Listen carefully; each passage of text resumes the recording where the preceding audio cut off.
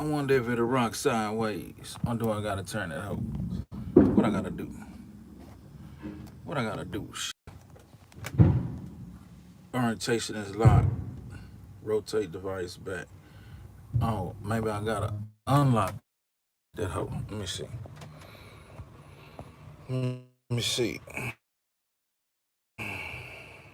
Oh yeah, I got that hoe now. Yeah, I got that. Oh, so the bitch still locked.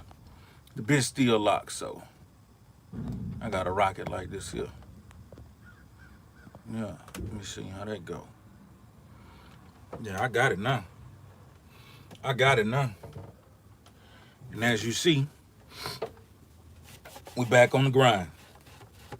Yeah, we took a brief uh uh health how could I say? We took a brief checkup on health yesterday. You know what I'm saying? We didn't we didn't clock into no situation. We clocked into checking up on health, making sure that the mind was right along with the body. I do that sometimes. I fall back and I make sure mentally I'm clicking on all cylinders. But yeah, today though, man, I wanna make a quick video and talk about influences. I wanna talk about being careful with what you're influenced by. Because you may not know it, but you're being influenced by all kind of things subliminally, and you have to be aware of this, and you have to be conscious of this to make sure that, you know what I'm saying, you control your reactions and not just be controlled by your influences, because it could be dangerous. I remember back in the day, um, music is a very strong, powerful influence. But I remember back in the day, me and my little brother was sitting on the porch, and Snoop had just dropped a song, a new record, and the lyrics to the record was rat a tat tat something. Never hesitate to put a nigga on his bag. You know what I'm saying? And don't get me wrong, I liked the record. It was jamming. But I didn't think nothing of it after that. You know what I'm saying? I didn't take it to heart and think, man, I can't wait to put a nigga on his back. You know what I mean? But my little brother sat there and told me, he said, man, I can't stop playing this record. And I'm like, yeah, I've been jamming it too. He say, but while I play it, man, I just be wishing a nigga play with me, because I ain't gonna hesitate to put the nigga on his back, like the record said. And I'm like, little bro, I understand, but that's just music, man. You know what I'm saying? Like, you know better. That's just music. So don't be so influenced by those lyrics to want to get out there and bust your gun. But, little bro was kind of on another level. And so he couldn't wait to do what the song said. And he not the only one. Yes, sir. All right, I'ma pull up. Appreciate it. Yeah, so basically he's not the only one that was influenced by music to do different things. We all have been influenced by lyrics and different things, songs, this and that, to do some of the shit we do. Like, for instance, I remember when I used to listen to a lot of the '90s music, a lot of the Bushwick Bills, the gangster Nimps, the Ghetto Boys, Scarface, and of course a whole lot of UGK. But I remember a time when I was very impressionable and I was listening to I think it could have been Bushwick Bill and Gangsta Nimp and Scarface, and they was talking about smoking dip. And during that time, I only had, you know what I'm saying, indulged in alcohol and weed. I used to, you know, smoke a good bit of weed and drink a good bit. But when these boys were talking about smoking that frying, how it used to make them trip, I was like my little brother. I was influenced by the lyrics, and I wanted to get my hands on some of that fry.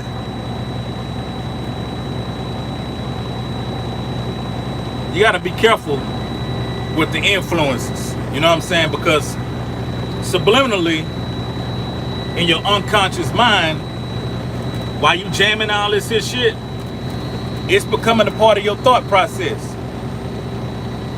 And being very impressionable, which my little brother was back then, listening to that Snoop Dogg record, you know, rat-a-tat-tat, I forgot the lyrics, but never hesitate to put a nigga on his bag.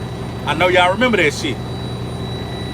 That was a very influential record to my little brother at that time, and probably like a lot of other younger individuals. But in my case, like I said, listening to Bushwick, Gangsta Nimp, and Scarface talking about, you know what I'm saying, the type of trips they would have smoking that dip. It was me and a good bit of the younger guys I knew. We all was anticipating getting our hands on some dip. We couldn't wait to get our hands on some fried sticks. And basically, once I did get my hands on some fried sticks, that shit didn't go well. That shit didn't go well. And for a lot of younger individuals who during that time, some of us got stuck. Some of us took that trip smoking that shit and got stuck in the episode. And I'm thankful. I'm very thankful that didn't happen to me. But I'm going to close these doors to this box and go get my second load, and I'm going home. But let me go close these doors to this box, and I'll be back to finish my little spiel. Stay right there.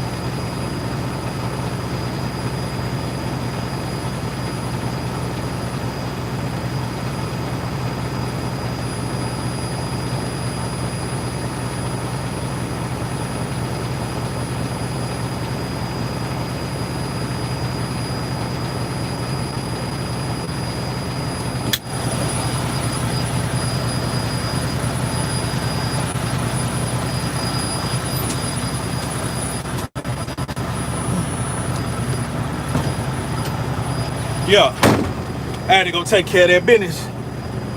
And whoever stayed till I got back, y'all some trill ass niggas.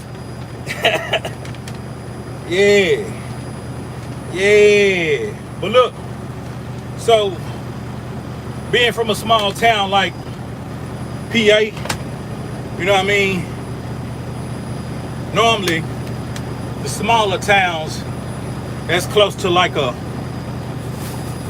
more metropolitan type area like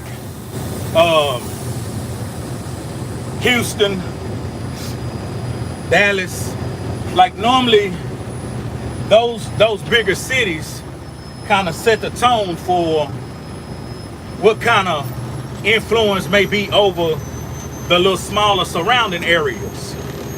So sometimes the surrounding areas look at the bigger city, the metropolitan area, as if like, oh, they cool. They cool. We want to kind of do what they do. You know what I mean? And so at this time, it was a whole lot of influence coming out of Houston. It was the whole drink era. And that's a whole nother video. That's a whole nother story. What's up, G? That's a whole nother video, a whole nother story. You know what I'm saying? But this particular influence that took over me, basically, like I said, while listening to Bushwick Bill, Gangsta Nip, and Scarface, we wanted to try that fry. We wanted to try that dip. And so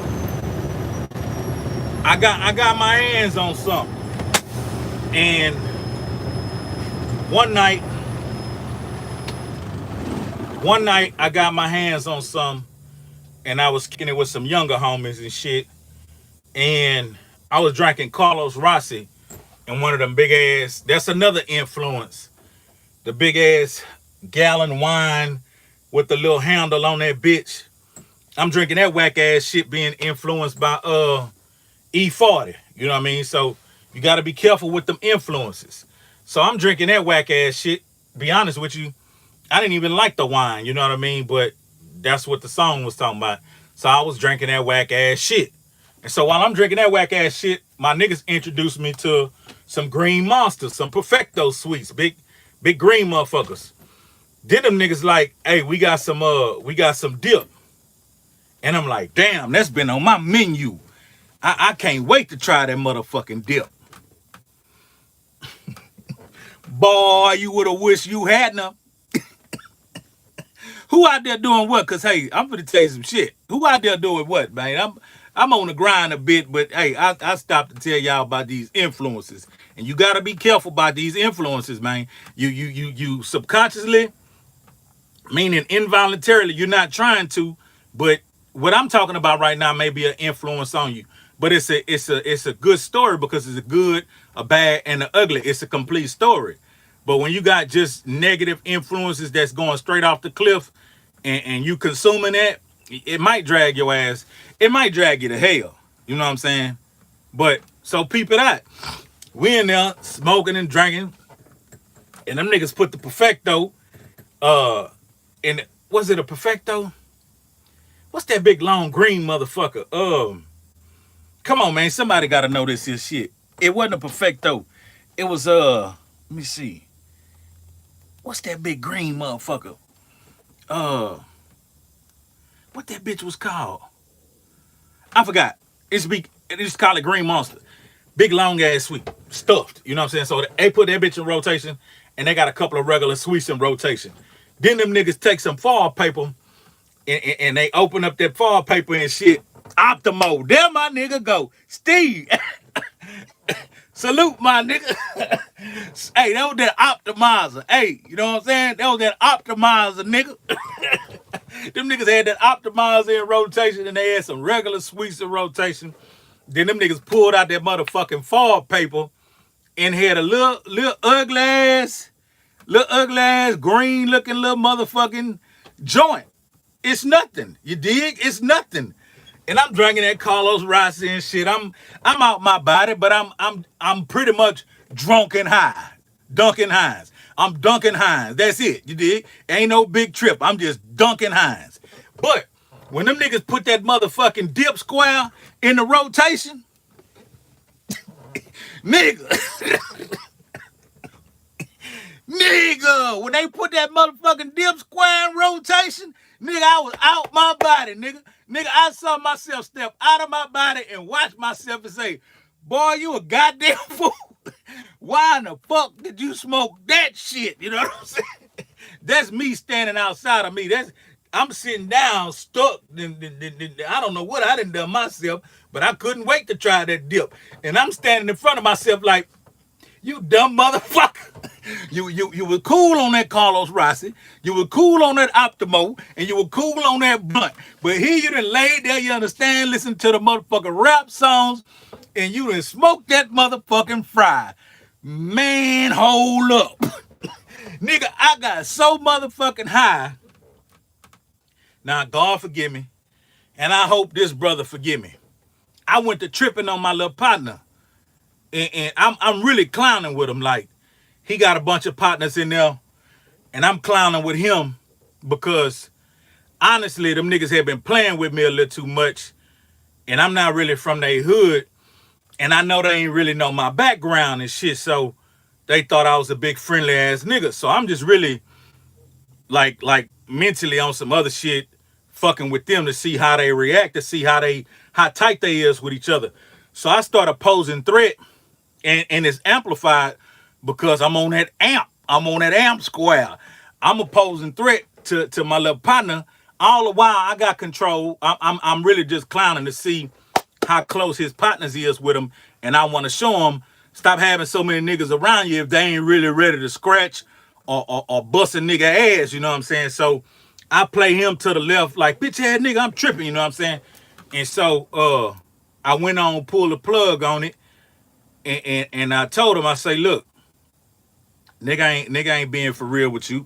A nigga tripping. But what I'm showing you is these niggas were finna let me do whatever to you, and they was just sitting still waiting on it to watch. And so one of them said, I was finna bust your ass in the head with this bottle. That dip say slap the shit out of him.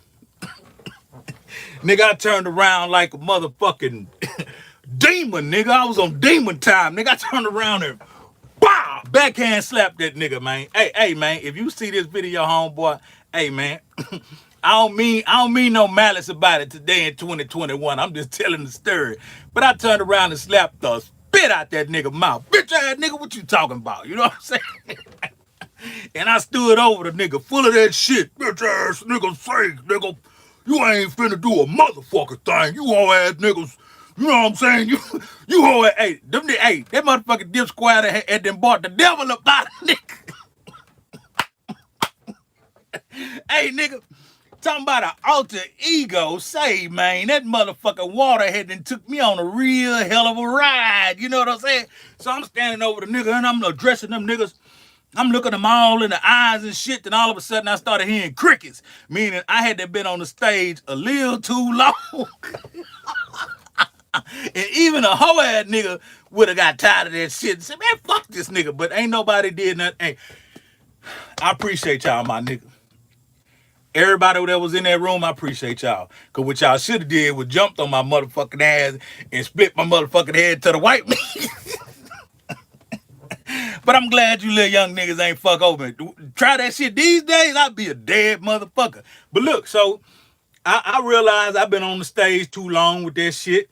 And I'm like, yeah, nigga, cause when you see me, nigga, yeah, whatever. Made my outro. And I went on, walked out of there with my motherfucking Carlos Rossi like this here, drinking that bitch, tripping.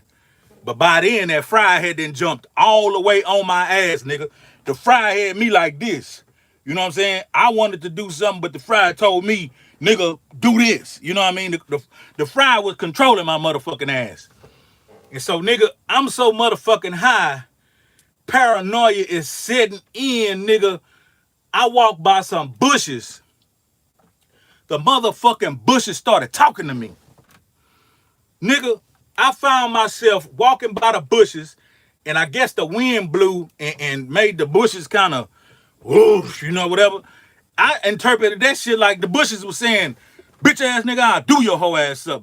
Nigga, I turn around with the motherfucking bottle, with the Carlos Rossi bottle, you know what I'm saying? And I'm outside myself again, like, nigga, you are tripping. My nigga, you losing your motherfucking mind. Why you let them little boys give you that dip square, boy? So I got the motherfucking Carlos Rossi bottle, nigga, mint bottle. Nigga, I'm cocking that whole back, telling the bushes, bitch ass nigga, I'll bust your motherfucking head, hoe ass nigga. And before you knew it, I had been standing in front of the motherfucking bushes for at least 3 to 4 minutes, cussing them bushes out. The bush must have got scared because he got still. The bush was still in the motherfucker now. Wind was blowing, the bush wouldn't even move. And I'm standing there chastising the bushes. I done chastised the bushes so long that I think my stage time was over again. So by then, I'm like, I might be tripping. So I'm like, maybe I need to go to the store and get some more beer. I'm like, nah, you don't need to go to the store. Like, I'm super confused. I don't know what the fuck to do. So I'm like 2 houses away from my house. So I'm like, I'm gonna just go to the crib and I'm gonna go put some water on my face and get this motherfucking high off me because this bitch a little too strong, you dig? So I went to the crib. My mama cussed me out. The fuck wrong with you? I walk in there smelling like, you know how that shit smell, chemicals and all that shit. I'm full of that alcohol. I'm full of that weed. I'm probably musky. Cause I ain't had no car in, nigga. I was Ike and Mike, nigga. You know what I'm saying? I was wearing some motherfucking gangster nights out, walking back and forth on the east and the west and wherever else. So I fall up in the crib, you know what I'm saying? Big ass penthouse upstairs. We had a big 6-bedroom house and shit. And all my brothers and sisters, they were fucking off somewhere. So most of the time, I had the whole goddamn upstairs to myself and shit. At them little bitches who used to come up there, them hoes used to think they was in the motherfucking castle, nigga. You know what I'm saying? I had a stereo in my room, nigga. I had the weight bench. I had all that shit. Big ass king size bed, nigga. All that shit. Yeah, nigga. So I go in the motherfucking restroom and I'm like, okay, I need to get this high up off me. So I went to putting water on my face. Boy, why I did that, it seemed like that shit enhanced the motherfucking high. Nigga, I'm going through the emotions. Nigga, I'm looking in the motherfucking mirror. Nigga, I'm mad than a motherfucker. I'm furious. I want to kill something. Then the next minute, nigga, I'm crying. I'm sad. I don't know what the fuck is going on with me. Nigga, I'm having a motherfucking nervous breakdown.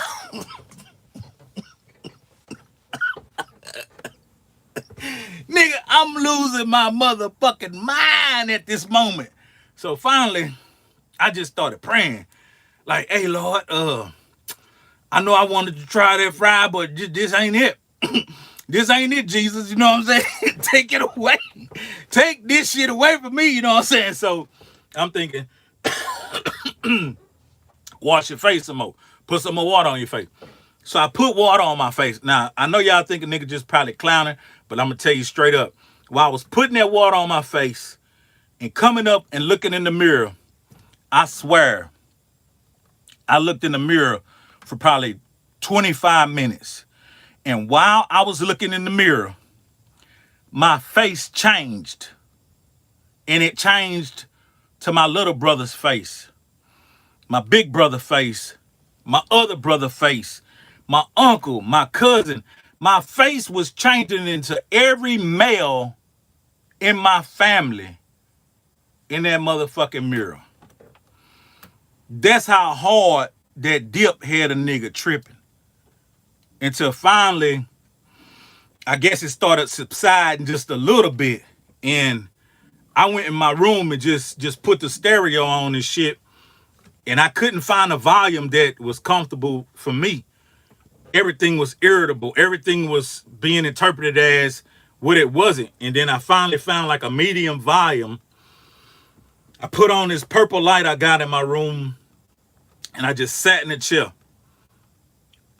It was almost dark, but it had the little purple, hue around the room.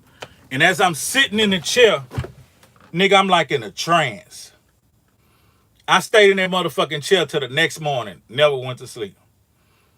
And then that shit finally, half-ass, started really, really wearing off. By that time, I was like, I ain't never trying that shit again. But unfortunately, my dumb ass tried it again, and I had a few more trips. But that's a whole nother motherfucking story. But all I'm saying to you good folks out there right now, man, say, man, take it from me. Be careful of how you're influenced, where your influence is coming from, and what kind of influence it is, because it could be a negative influence. That trip right there could have went way wrong. I could have been in the room full of young niggas, you know what I'm saying, who's really on their shit, and would have took my motherfucking ass out the game. But before I go, I'm gonna tell you a little joke. I used to tell this joke a lot back in the day. I don't know who or where I got it from. I may have made it up. I need to copyright it. But yeah, it was two gorillas, right? And they was kind of fatigued, but they was kind of hungry and shit. But none of them wanted to move on it. And so they in their little area, which is about, what I'm saying, couple of trees and a little ground. And they laying up against the tree, talking shit to each other, but really just chilling. You know what I'm saying? And so this motherfucking monkey dropped out the trees. He was over there fucking with them. Hey, nigga, what's up, man? Yeah, nigga, I just came from over there doing this. Nigga, I was smoking dip, nigga. I was doing whatever. And they like, chill, little bro.